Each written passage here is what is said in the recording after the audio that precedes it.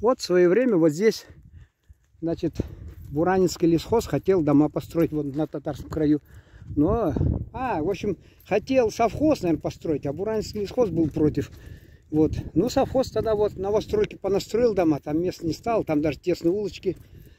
И вот здесь с этой стороны один ряд домов, и с этой стороны один ряд домов. И как-то вот эту базарную площадь немножко застроили. И чуть-чуть на село стало, ну нет, не скажу, на село стало похоже. По сути, вот я думаю, что власти собирались вот здесь вот контору поставить, дома построить, площадь огромная. Но Буранинский лесхоз сказал, это наша земля, что-то такой Буранинский район же был, и лесхозовская.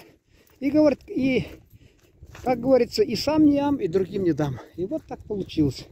Вот, и у нас, наверное, самая большая площадь в мире, наверное, была. Вот огромный, вот, видите как.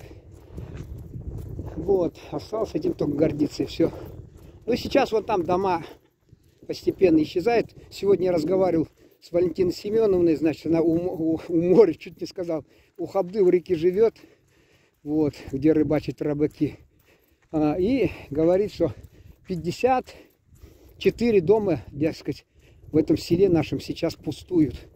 Приезжай, живи, даже с газом, там, с отоплением, как положено, все.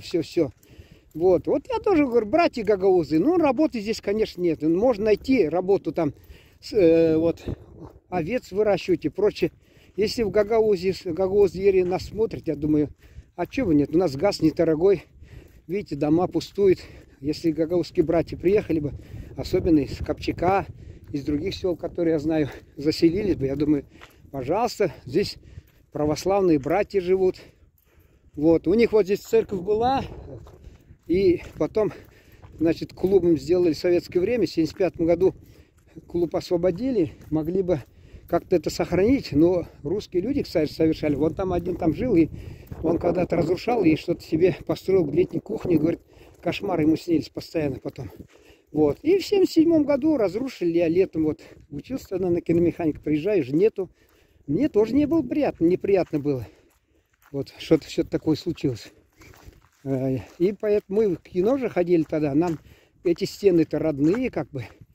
Поэтому мы не, скажем, с конфессиональной стороны смотрели, а именно вот как вот радуются люди. Вот у нас там мечеть с толстыми стенами, так и жители русские села гостями издалека с гордостью говорили, вот такие стены у нас в мечети. Я когда с одноклассником за селом отдыхал, он утром зашел и с восторгом, о, мечети, вон там, значит, от минарета, говорит, отсвечивает утреннее солнце, как будто он мусульманин. Понимаете, в нашем селе у нас мы едины.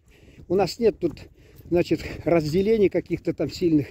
Как сегодня Валентина Семеновна та же сказала, которая у Хабды живет, овдовела, она говорит, как ни странно, у меня, говорит, среди друзей одни татары.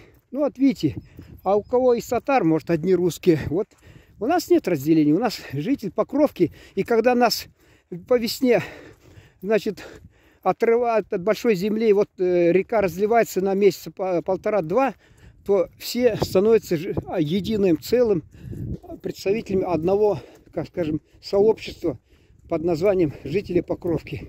Ну все, пожалуй, это время я много опять уйдет на другое, что ценное не останется. Всего доброго, спасибо за внимание. Это средний край, как видите, вот дома у нас тоже здесь побросали.